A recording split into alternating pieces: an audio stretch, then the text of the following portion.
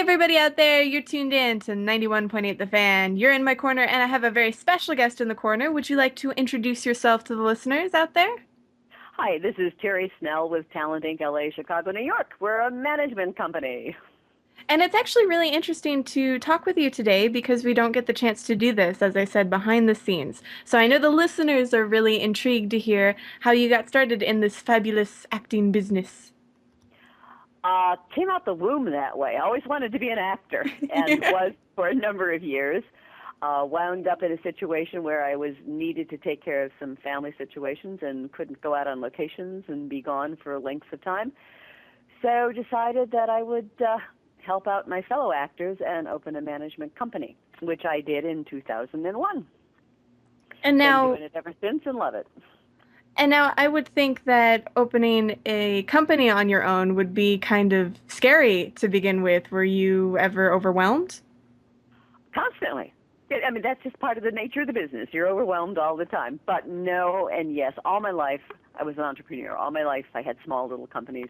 When I was living back in Chicago for 8 years, I ran, opened, operated, owned, and responsible for a school of performing arts where we taught acting, singing, and dancing and took shows out on tour in the tri-state area. So that combined with my former husband's production company for industrial films and corporate image films and things of that nature just sort of gave me a really good background. And then, as I said, I had been an actor. I actually, if the things that you might know the most would be Home Alone and Home Alone 2, Lost in New York. Did both of those. I'm Aunt Leslie. I tell Kevin to go pack his bags. But that's what actually brought me from Chicago out to Los Angeles, and have never regretted that change of climate. Don't have to chip ice off my car anymore. It's a good thing. Well, I can understand that actually. I live in Las Vegas, Nevada, and so we never get snow. There you go. But you do get some snow up high. That's Doesn't stay on the true. ground, but you do get it. And then in the summer, we're dying of heat exhaustion. Absolutely true. Absolutely true. That's why you all come over to California to get to the ocean. Well, see, actually, we always go to California for a few of the conventions during convention Right. season in the summer. So always sneak over to Disneyland. Yay! There you go. Good thing to do. Now, from moving to Chicago from LA, you said you didn't regret it at all, but I would assume that that sort of move is kind of, the big step because Hollywood and the flashing lights and, the dream. So Well, what? what was so funny about it was, I came from Chicago. It's a relatively large city. It has lots of buildings, lots of people, and lots of stuff. I thought I knew absolutely everything I needed to know, and I moved out to Los Angeles, and it was like, we're not in Kansas anymore. It was so different, and that was terribly overwhelming in the beginning. To get my feet on the ground out here was a real big surprise. And I'm sure there are many, many, many other actors, let alone other people in other professions, who have relocated and gone, what did I just do? Well, I know when you go to a new location too, it's kind of like starting fresh because you have to Absolutely. remarket yourself to everybody. And I assume that's really, that's really scary for people who just move. Well, marketing yourself anymore is just plain old scary. In between all of the social media ways of doing it, it's so complicated and so time consuming, and it so needs to be done because everything moves so bloody quickly. And if you miss the train, the next one may not be coming for a year or so. So it's really fraught with a lot of do it now. And there's a lot of competition too nowadays.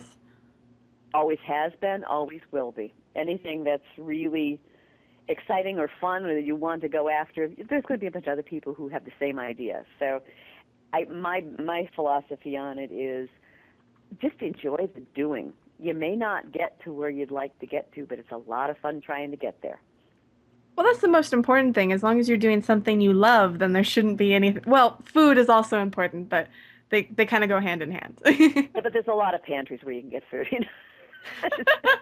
There's a Just lot of break broke actors who are out of work who need some food. There's a lot of pantries you can get some food. just break into somebody's house and steal their Besides, food you from want the to be pantry. skinny anyway. So, That's true. That's very true. And if you eat junk food all the time, you're gonna yep. get like acne and everything. Oh yeah, Yeah. and a really bad personality. That's true. Now, in terms of what you do at your company, can you explain to the listeners who might not be familiar with that side of the industry what it is exactly you do and what your company does? Okay, one of the things that confuses actors a lot is the difference between a talent agency and a management company. The running joke in California is 5%, because talent agencies are kept at a 10% commission basis on the gross of anything an actor makes as an actor. A management company generally charges 15% commission, so there goes the joke to 5%. But really, the difference between them and the commonality between them is that we have the actors, allegedly, we have the actors' best interest at heart. We want them to succeed and find work, and we work in cooperation with each other. So an actor is really benefited by having both an agent and a manager representing them and helping them become introduced into casting offices, move them forward on stronger and better projects. Help the manager is more of a hands-on development of the whole talent picture. Are these headshots working? Is this a project that's a good one for you to be working on? Perhaps we need to be able to juggle this over that.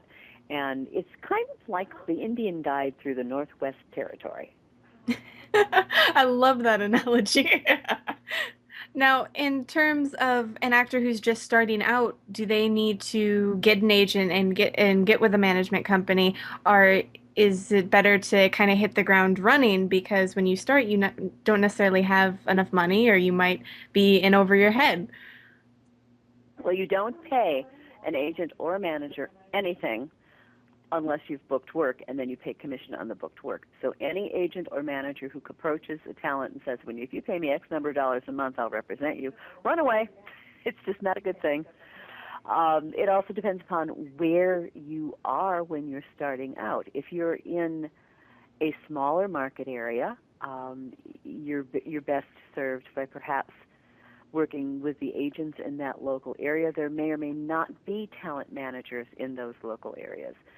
But when you wind up in some of the three larger market areas, New York, Chicago, LA, it is to the actor's benefit to be able to have an agent and a manager both helping them break into or move up in the business.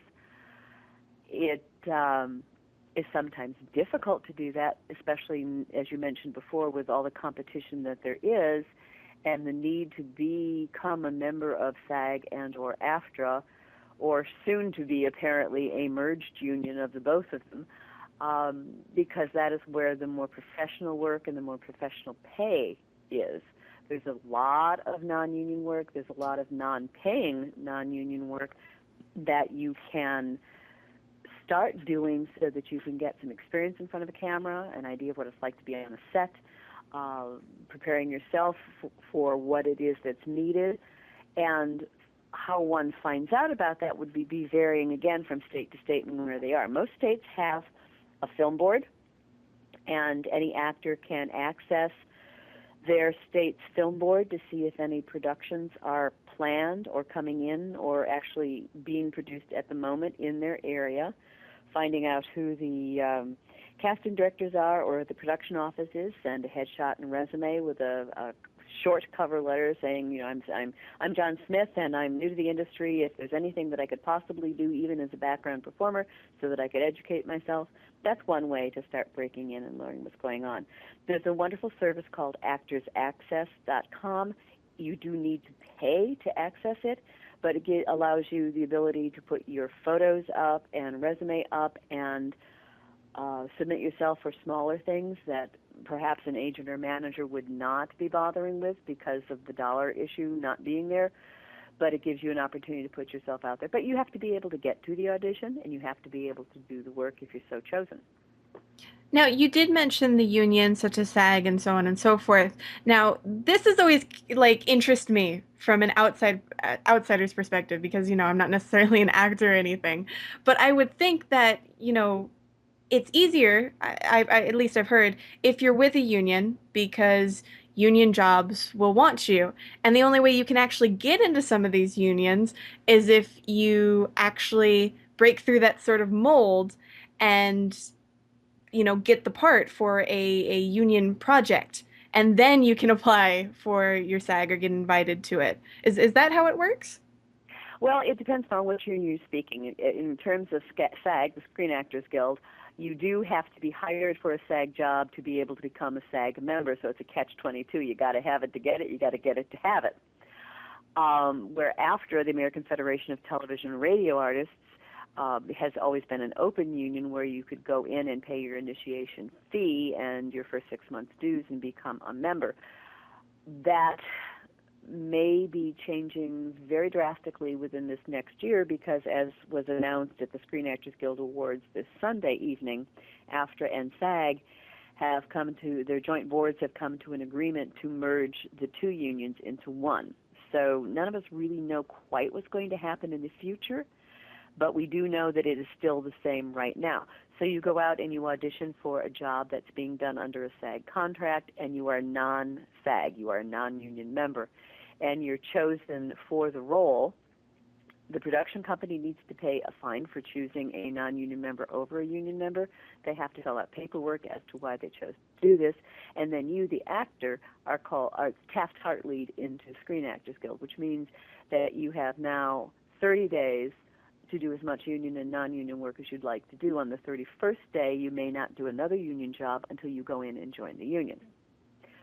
With AFTRA, which in the past handled all the soap operas, anything that was done on the radio, and anything that was shot on video as opposed to film. All of that changed when digital became a big deal. It was a much easier situation, and you could often go in and be hired on an after job a year to the date that you did your after job as a principal performer. You could also go in and apply to and join Screen Actors Guild. Another way into the Screen Actors Guild was for people to work background performance and be able to get a SAG voucher. If they accumulated 3 SAG vouchers, they again could go and present those to SAG and become a SAG union member. We don't know how that is going to be changing. It will be changing when there is a merger, but again, that's somewhere out there in the next 12 to 18 months. Well, still, that's actually really interesting to hear, and I would think in the long run that would be easier depending on to what sort of terms they adopt. Exactly, exactly. And just none of us know. So we plod along doing the best we can and auditioning where we can to see if we can get in the door. Understandable, and I have to say that's a nice history lesson for people who don't know about that, like myself, because I'd always heard about it, and if you did a union job, you can't, or a non-union job, you can't talk about it if you're in the union anymore, and things like that, and some voice actors are scared about that sort of thing, and then others have a really time getting into one of these unions just because, as you said, it's a catch 22. It's a bit of a mix-up. Yes, it is. Yeah, just a little bit. See, here in Las Vegas, all we have is the bartenders union. I know about that one because my mom's been a bartender for 40 years. But are you a flair bartender? Can you toss those bottles? I think she's tried that at one point. She did own her own bar, but I'm pretty sure she made a mess. So we don't let her do that anymore. Just There you go. And now, in terms of, acting in the LA area, one of the biggest things that we've noticed from our perspective, being geeks and all, is that the video game industry has kind of gotten exponentially huge in the past 5 to 10 years in that area. That and also all the webisodes that are going on. Oh, very true. I didn't think about that. Has that made you have to change your approach at all since these are different types of media? Well, as a manager or an agent, what our goals are is to be able to have our clients work the strongest jobs with the best paying potential. Unfortunately, with the video games and with webisodes and things of that nature, and with SAG having put into play a classification called SAG Ultra Low Budget, the pay has deteriorated terribly. So it's one of those good news, bad news sort of things. And then with YouTube and all of the new media through the internet, people are able to self-produce now and put their own product up and find their own way to perhaps making a dollar doing that. So in a way, it has diluted the possibility for stronger paying jobs for the beginning and the middle level actor. Obviously, Tom Cruise is going to get his millions regardless of what goes on. So is Angelina Jolie. But the poor people who are trying to come up those ranks are having, it's a little steeper hill now than it used to be. And we actually hear a lot because we talk to a lot of anime voice actors, and I'm not sure if you're familiar with that specifically, but oftentimes they get the lowest pay rate.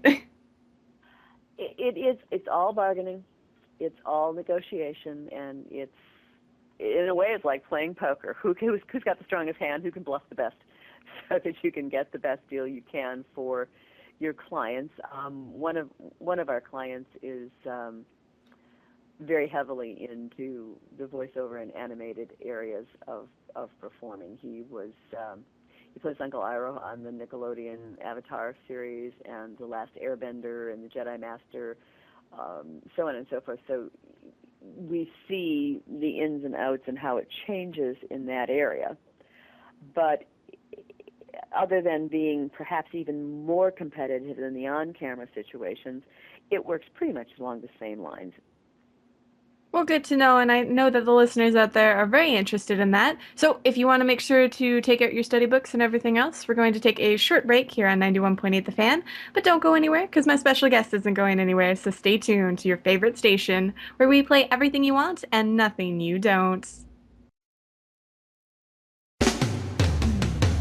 Risimbool Rangers presents Real Fans of Genius. Real fans of genius. Today, we salute you, Miss Overexcited Sweaty Glomper Girl. Miss Overexcited Sweaty Glomper Girl. The Khan, the ferocious feral fury of your female fantasies, is about to unfurl on unsuspecting innocents. Never saw it coming. You've mastered the craft of crushing your compadres, vanquishing voice actors, and bowling over Bishonen like a soggy bull in a hamster pen. Escape is not an option. 6 months creating a cosplay masterpiece? Might as well draw a target on your hiney, Sparky, cause this gooey glumper train ain't got no brakes. Stop! So take a bow, squishy, squealing squasher of the squeamish, cause our love for you will never fall flat. Miss Overexcited Sweaty Glumper Girl. This tribute brought to you by the Risimbool Rangers. Embrace your inner otaku. Hey, all you fanatics out there, you're tuned in to 91.8 The Fan, and my special guest is still here. At least I hope you're still here. I'm here. Oh, yeah, she's alive. See, we didn't Just do like anything. a bad penny, I'll show up every day. Did you say a bad penny? Uh-huh. I would like a penny every day, even if it was a bad one. That still makes me more 1 cent richer. Wow, There you that go. was not a sentence at all, but And if it's made out of copper, even better now.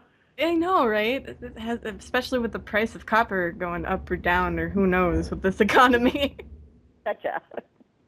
But now, behind the scenes, we were talking about, for those interested, where they can find the website for the talent management company. Well, you can go on Facebook.com, and there's a page for Talent Inc., LA, New York, and you're welcome to become a Twitter follower. We don't bother you most of the time, but when big, exciting things show up, we put out announcements on that. Better to do that than my own page because I don't go to my own page very often.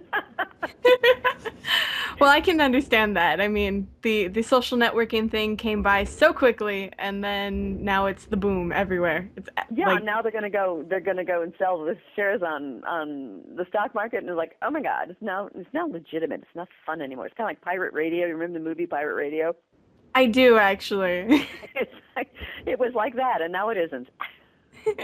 Well, you see all the kids, like when I was 12 years old, I had like trading cards and things like that. But now you see people with like cell phones and they're like on Twitter and Facebook. I have a niece who's 8 years old with a cell phone and she does that sort of stuff. Oh my God. It just scares me. it blows my mind, and I'm not even that far away from that generation. I'm only 20, so I don't know what's See, I changed. just been work with a stone and a chisel and a hammer and get my messages out that way. Well, that's hey, if it works, it works. Don't fix what's not broken. Exactly. But now for the listeners out there, are there any projects that your company's working on or any of your talents working on that you would like the listeners to know about? Well, one of our clients yesterday just booked the lead in a small feature film called That's It. They'll start shooting the end of February in Ohio. Good time of the year to be shooting in Ohio. Yeah, lots of snow. And we have people on most of the major television shows as guest stars. It's a few years back now, but if you happen to have watched The Soloist, Marcos de Silva's the gentleman who played Mayor Villalagrosa. That's one of our clients. As I said, we have people on animated series that work behind the scenes as voices all the time. And we have several national spots that are running for different products, Pet Armor, Dunkin' Donuts, McDonald's, just so on and so forth. So you see our people, you just may not know that they are our people. Well, it's interesting with commercials. I always hear that you get those nice residuals in the mail. Well, again, the whole commercial area has changed drastically over the last 10 or 15 years. It used to be a much more lucrative situation, but it still can be a lucrative situation if you're lucky enough to be Flo and get the whole franchise of that type of thing. You make very, very good money. It used to be that a commercial, once you made it, would run for at least a year or 2 years. Now sometimes it only works for one cycle, which is a 13-week cycle. It's just, as the economy does poorly, commercials don't do as well. As the economy enriches itself, the commercials do better, run out more frequently, and therefore the actor makes more money. Well, I would assume it would depend on the type of commercials because, there's obvious people that you remember, like the guy from the Verizon commercials. It's like, can you hear me now? Or Exactly. the gecko, like those I would think would be the They're big making star. very big money. Yes, they are. But the rank and file actor who does a commercial for a fast food chain or a car line or something of that nature, they may or may not run more than 2 or 3 cycles. And they're That's paid each time it airs, but it doesn't air for a long period of time. When you move into the personality stage, like Flo, like the Geico, like the Verizon fellow, and now it's an insurance company, and it's the reducing, with the diminishing girl with the. pay. I know exactly what you're talking about, but I'm blanking on it too. He's the guy who's hanging upside down in a car right now. He does a series of them. And then one of my good friends actually is the son in all the Jimmy Dean commercials. So when you move into a category like that, the advertisers purchase the talent, and you cannot do other products because they want you to be their spokesperson solely. They pay very, very well for that right. Well, So I if you're think fortunate enough to get that, you're in good shape. a good example for gamers out there is Kevin Butler from Sony, which Yes. is which is something all the gamers out there will definitely know. Today is a day everybody's excited for and probably playing their game systems as we talk because a new Final Fantasy came out. So I've been, I've noticed more people tuning in and less people talking in our live chat. So I know what you're doing. And now, since we're nearing the end of this interview, I was wondering if you'd be willing to participate in a 91.8 The Fan tradition. Well, tell me what it is. If I have to take my clothes off and run naked, not happening. Well, I'm pretty sure you're in the office, so I think that would scare the other people in the office. But This is true. It could be a real shock factor. but basically, we ask if you'd be willing to do a radio bump for us. Sure, why not? Awesome. Oh, the only trick is that any bloopers, well, the listeners get to hear those bloopers. She's like, no, you're putting me on the spot. Yeah. But basically, we ask if you'd be willing to say, hello, my name is, you insert your name, I do this, you insert what you do, and you're tuned into 91.8 The Fan. Somebody is trying to call in, so wait till they stop doing it because it's interrupting the signal. Understandable. We don't want anything to go haywire. But is there anything else you'd actually like to tell the listeners in the meantime? If this is something you've decided that you want to do, just make it a small portion of your life. There's so much more world out there. Go help somebody else when things are feeling kind of grumpy. Go help somebody else out. You'll feel so much better. But I always hear that when you want to be an actor, you have to go full force. Yeah, well, you do, absolutely, you do. But those who make it their idol, their be all, their end all, tend to become very unhappy very quickly. Understandable. I can see if you weren't making the big bucks right away. Exactly. Would it be okay to try that bump now, or do you still have somebody calling No, in? no, he called in on the other phone and they're taking care of it. So you want me to say what exactly? Hello, my name is, you insert your name, I do this, you insert what you do, and you're tuned into 91.8 The Fan. Okay. She's writing it down, I can tell. I am 91.8, the fan. Okay, fine. Let's give this a shot. So whenever you're ready. Okay. Are we good to go? Yes, we're good to go. Hi, this is Terrie Snell from Talent Inc. LA, New York. We are a management company. I'm a manager, and you are tuned into 91.8, The Fan. See, that was easy. No bloopers for anybody to make fun of you of. And this was a lot of fun. This was very interesting for the listeners out there, and I really like that you were able to explain unions for me because I've always Well, wondered good. I'm about glad that. I could help you along the way. And for Thank you anybody, for the opportunity. yeah, and thank you. And for anybody out there that missed any of this interview, don't fret. It'll be posted on the website within the next few days. So keep your eyes peeled to 918thefan.com and keep your ears tuned to 91.8 The Fan. Everything you want and nothing you don't. It's a good deal.